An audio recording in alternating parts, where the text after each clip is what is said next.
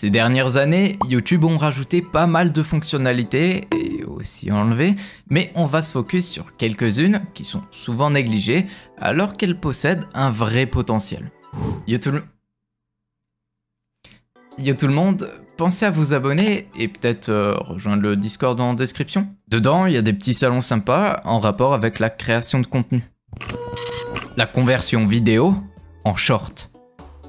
Alors les shorts, c'est pas un souci, je pense qu'ils se sont bien popularisés, mais récemment, YouTube ils ont mis en place un système qui permet de créer des shorts à partir de nos propres vidéos. L'intérêt, c'est forcément d'essayer de profiter de la mise en avant du flux shorts, tout en ayant une option pour que les utilisateurs puissent facilement basculer sur la vidéo originelle. En pratique, il me semble que c'est dispo que sur mobile pour le moment, en appuyant sur le bouton créer sous l'une de vos vidéos. Ensuite, vous pouvez choisir la séquence que vous voulez et modifier sa durée juste en dessous ou ici. En appuyant sur suivant, le traitement démarre, puis il y a quelques options pour rajouter du texte, accéder à la timeline, mettre des filtres ou d'autres extraits vidéo avec l'appareil photo et la galerie. Enfin, il vous restera plus qu'à lui donner un titre, modifier sa visibilité et à la mettre en ligne.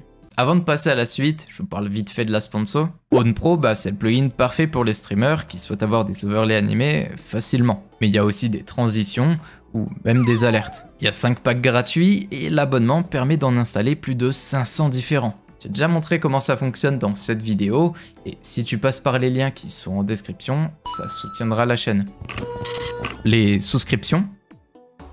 Alors oui, pour ceux qui ne le savaient pas, les subs Twitch existent aussi sur YouTube, et en vraiment mieux. Bien sûr, faut être partenaire en remplissant ces conditions, ou les nouvelles qui arrivent début 2023. L'onglet pour les paramétrer se trouve dans la partie monétisation de YouTube Studio. Là où ça se démarque déjà de Twitch, c'est qu'on peut créer nos propres niveaux. C'est-à-dire qu'on peut les nommer, bon ça c'est classique, mais surtout on peut choisir le prix. Ça va de 99 centimes à pratiquement 500 €. Et encore mieux, il y a une partie pour lister les avantages que vous souhaitez donner à vos membres. De base, il y a les badges, les emojis, ça c'est normal, mais on peut en rajouter d'autres personnalisés ou parmi ceux que YouTube nous conseille. D'ailleurs, vous pouvez créer jusqu'à 6 niveaux différents, et il y a encore un avantage par rapport à Twitch. Le pourcentage de revenus touchés, c'est pas un vieux 50-50, mais un 70-30 avec les coûts de transaction couverts par YouTube. Ce qui est pas mal. Voilà, donc si vous voulez soutenir la chaîne, qu'un avantage vous intéresse, c'est le bouton rejoindre et merci beaucoup. Les sous-titres. On n'y pense pas forcément parce qu'on se dit souvent que ceux de base générés par YouTube, ça suffit. Mais de bons sous-titres permettent d'avoir un taux de rétention de vidéos plus élevé que celles qui n'en ont pas et de faire apparaître ce petit tag sous celle-ci. Certains disent même que YouTube mettrait plus en avant les vidéos qui en ont. Tout ça en les rendant plus accessibles aux personnes malentendantes et sourdes, à celles qui parlent une autre langue, ou tout simplement celles qui n'ont pas le son activé sur leur smartphone. Pour en rajouter depuis YouTube Studio, rendez-vous dans les détails de l'une de vos vidéos et allez dans la partie sous-titres. J'ai cherché pendant des heures une technique qui permettrait de les générer automatiquement, gratuitement et bien sûr précisément, mais honnêtement j'ai rien trouvé de plus fiable que de dupliquer et modifier les sous-titres auto de YouTube.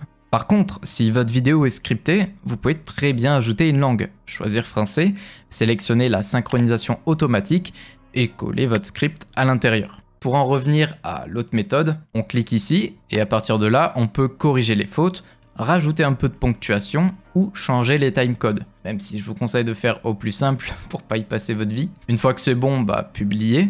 Et maintenant, vous pouvez ajouter d'autres langues sans vous prendre la tête en les traduisant automatiquement. Les posts.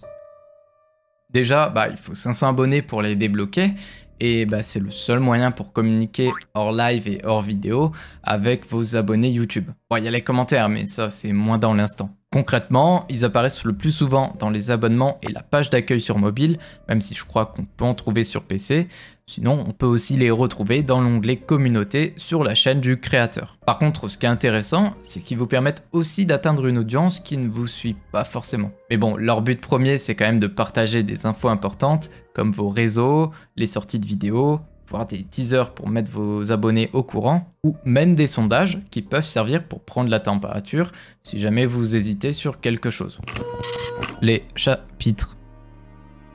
Là-dessus, il ne me semble pas qu'il y ait de conditions pour y avoir accès. Et en gros, ça permet de segmenter la vidéo pour faciliter le visionnage des utilisateurs. Mais l'intérêt pour les créateurs, c'est de essayer de limiter la baisse du taux de rétention de votre vidéo. Par exemple, si les gens ils trouvent le début de votre vidéo un peu long, ils seront moins tentés de la quitter directement. Et aussi, les chapitres ils peuvent apparaître dans les suggestions de recherche Google. Ce qui veut dire qu'ils aident au référencement de votre vidéo si les termes se rapprochent de ceux qu'on pourrait taper dans la barre de recherche. Mais pour ça, faut bien les utiliser en mettant les bons horodatage dans la description et en faisant en sorte qu'ils ne spoilent pas non plus votre vidéo. Si ça t'intéresse, j'ai aussi présenté quelques fonctionnalités Twitch peu connues. Un abonnement ou un petit like, ça me ferait grave plaisir. Me suivre sur les réseaux, alors là, dinguerie, et restez gentils.